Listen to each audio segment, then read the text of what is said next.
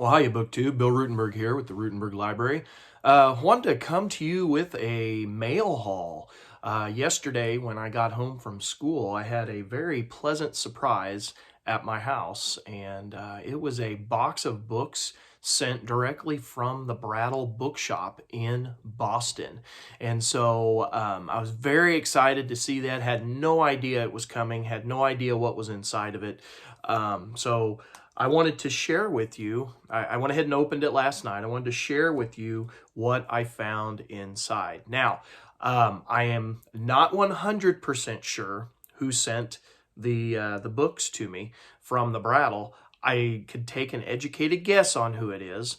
I believe it's probably Steve Donahue, but obviously there was no note or anything attached, so I can't guarantee that, but I have a pretty good feeling it's Steve. And if I'm wrong, I apologize to whoever I am discrediting, and I will later credit them in another video, but I think it's probably Steve. So anyway, I wanted to show you what I got from the Brattle.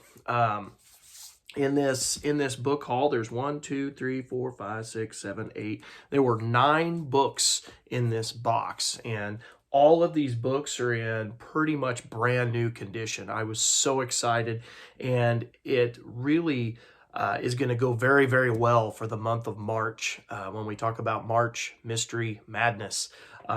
I had 2 books that I had picked up from the library of Philip R. Craig that I was going to use for my Mystery Madness, but I think I'm going to go ahead and read those in February and then just continue reading, because that is what this book haul is all about.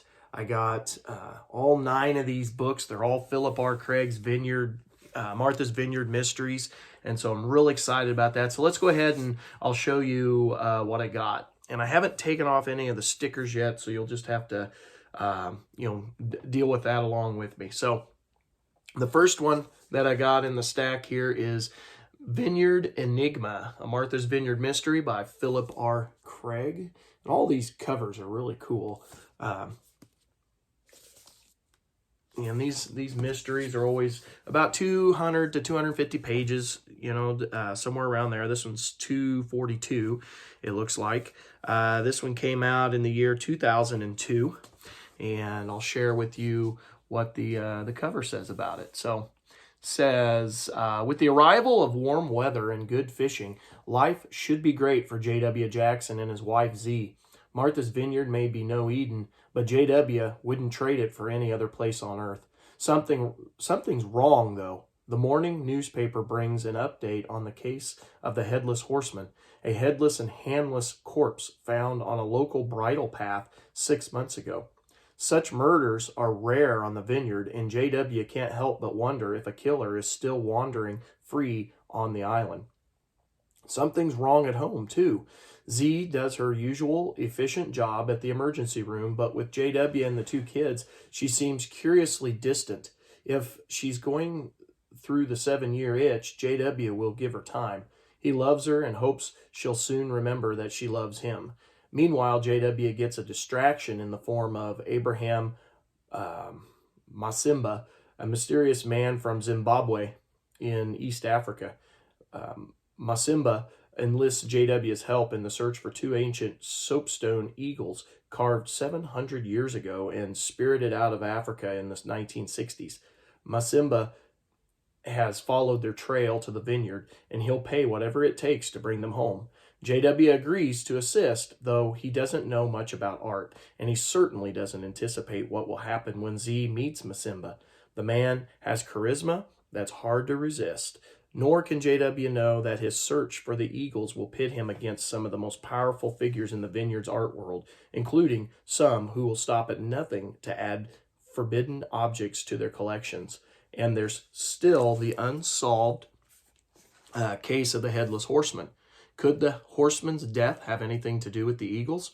With the author's usual rich blend of suspense, fishing, food, and family, set against the invigorating backdrop of beautiful Martha's Vineyard, Vineyard Enigma is the perfect summer read from the acclaimed and much-loved author.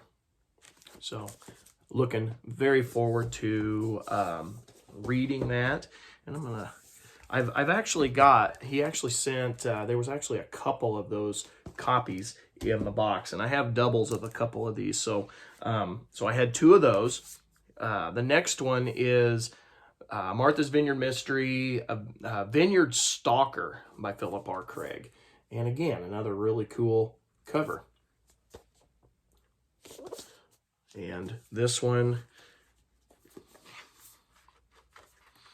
is from Scribner, and it is a 2007 book. And if I've never mentioned it before, what's really great about these mysteries is, yeah, they're all a series, but you don't have to read necessarily every one in the series. You don't have to read them number 1 through 19 or however many are in there. You can read them as individual standalone novels, or you can put them all together and string them together, because there is a storyline that runs throughout the entire series. But you don't necessarily have to read all of them. So I always like that about these books, because my local library has picked up a few of them, but they don't have the whole series. And I've been able to read them individually and not in order, and I've been okay with the storyline. So that's been nice. All right, so this one, like I said, Vineyard Stalker. So J.W. Jackson, the ex-Boston cop, turned fisherman, cook, and jack of all trades, delves into the mysterious depths of his beloved vineyard in author Philip Craig's most compelling caper yet. With his wife Z and 2 kids visiting relatives in America, J.W. is alone and quickly tiring of his temporary bachelor status. A request from Carol Cohen comes as a blessed diversion.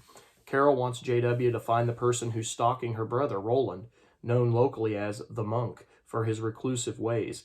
Roland lives on a beautiful piece of vineyard real estate that he co-owns with his cousin Sally Oliver. A number of people, including Sally, would do almost anything to convince Roland to sell his valuable property. But does that include violence? J.W. is happy to take on what looks like a short and easy assignment, though he soon realizes that Roland may lead a more complicated life than his austere living arrangements suggest.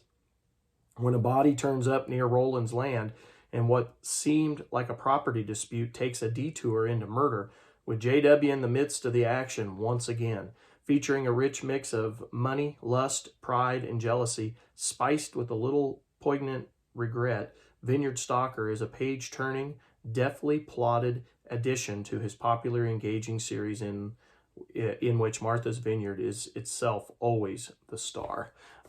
So that sounds like that one will be a lot of fun. And again, I got 2 copies of that. So we'll just go ahead and put that one aside. I also got Vineyard Chill, which I won't read the cover on this one, because I did read this one last year for March Mystery Madness. Very good book, highly recommend it. And I know someday when I get the entire collection of these, I will read through them all once again, and I will have it right there at my fingertips. So that was included. Another one that I had already I'd already read was Dead in Vineyard Sand. And you might remember me talking about that one last year from March Mystery Madness. That was a good one. And the last 3, we've got Vineyard Blues.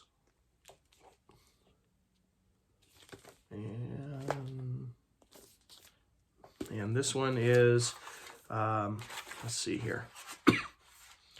It is from the year 2000, and I'll go ahead and read this one since I'm not familiar with this story yet. It says, it's been many years since J.W. Jackson has seen Corey Appleyard, so J.W. is delighted when the elderly African-American bluesman strolls unexpectedly up his driveway, guitar in hand.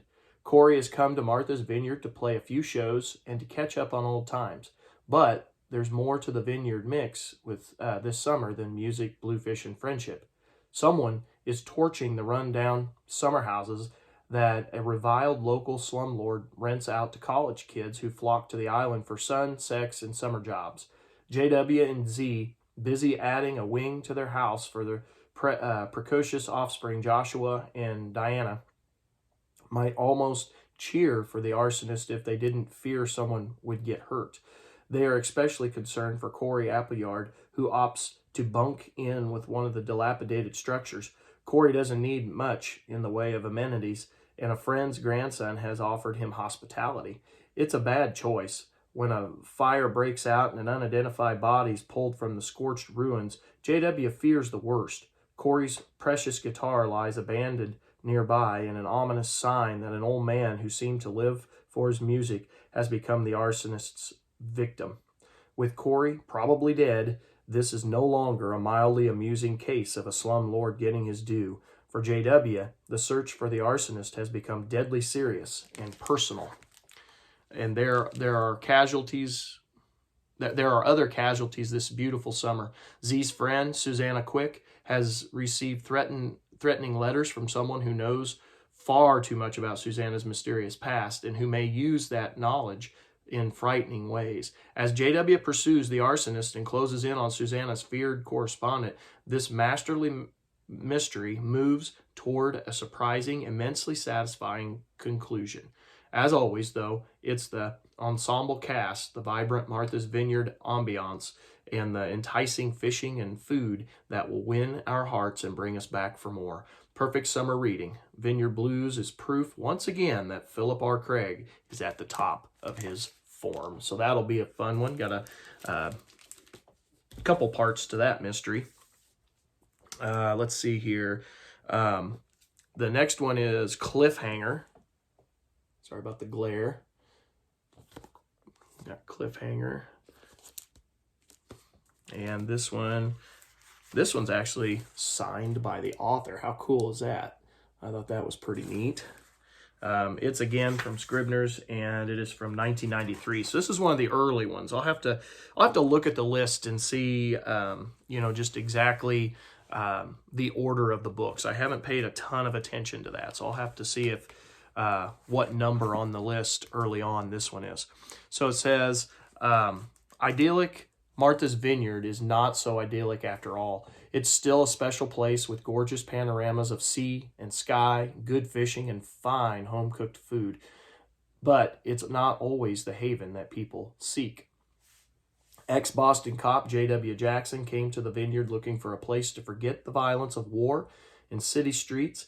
His life now is better than it's ever been, but as he knows, nothing is perfect. Nurse Z. Medeiros won't agree to marry him, and she's announced plans to leave the vineyard to look into attending medical school.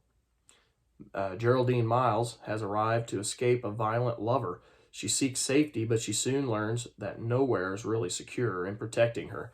J.W. makes an enemy. With Z gone, perhaps for good, J.W. finds that the vineyard has lost its zest. He gladly accepts an offer from his friend, Professor John Skye, to visit him at Weststock College, a few hours away on the mainland. Weststock's not idyllic either. It's in a charming New England college town, but J.W. is less than thrilled with his new surroundings when two accidents almost kill him. Two close calls might be possible, but a third assassination attempt back on the vineyard convinces J.W. that somebody has targeted him. As J.W. tries both to stay alive and to discover the identity and motivation of his would-be killer, the trail takes him far from the vineyard to Colorado. J.W. has an appointment with a dangerous and unpredictable adversary before he can run to his beloved vineyard, where, if he's lucky, both Z and the Bonita will be waiting. Author Philip R. Craig's Martha Vineyard Mysteries combines action, romance, and the perfect setting in a series that is eagerly awaited by fans everywhere. Writing with quiet elegance and wit, Craig is one of the best crime writers we have. And now that I have read the description, I think I read this one last March. I think this was one of my ones that I picked up, but I remember it being very good. Of course, I liked all of them. So anyway, this last one in the stack is called Off Season. And it is a 1994 book. So this would be the next one in the series, I believe, after that previous one. So I'll go ahead and read this last one, and then we'll wrap this video up. So it's the off season on Martha's Vineyard. Hot summer has faded to cool autumn, and 100,000 tourists have packed up their towels and beach umbrellas and headed back to the mainland. Finally, the locals have their beautiful island to themselves. J.W. Jackson couldn't be happier. The former Boston cop has envisioned this sort of leisurely island lifestyle when he opted out of the fast track and relocated to the vineyard. He enjoys his fall days fishing and scalloping at the choicest spots on the beach, and in the evenings he cooks succulent gourmet feasts for his fiancée, Z. Medeiros. But with the tourists gone, the locals have time to concentrate on their own lives and their old antagonisms. Like the long-standing quarrel between the hunters and the animal rights activists. The off-season is also hunting season, and it's not long before tempers start to flare. When an activist shoots a notoriously obnoxious hunter with a water pistol filled with blood-red dye, JW fears the worst is to come. Evil invades the idyllic setting just as the locals prepare for an island Christmas. A body is found, pierced by hunting arrows, but the innocuous victim, neither hunter nor activist, is the last person anyone would have expected. Soon, JW is thrust into a particularly nasty case as he treks across the island's winterland and seascapes and encountering troubling aspects of the island life that summer people, and even most of the locals, never imagine. With clever writing, sharp wit, and a captivating setting, Philip R. Craig's Off-Season is a superb addition to a series that delights readers everywhere. All right, so that is the last book in the stack. Now, I might as well take this and turn this into my March Mystery Madness video as well. Because this will be the stack that I am working out of. Now, how many of them I get read, I don't know, but I'll at least read a couple of them, if not most of them, because I love these mysteries. So I guess this is now my March Mystery Madness announcement video as well. So on these books here, I will read all but a couple of them, because I've already read a couple of these, but I will read the ones that I have not read yet. So again, thank you to the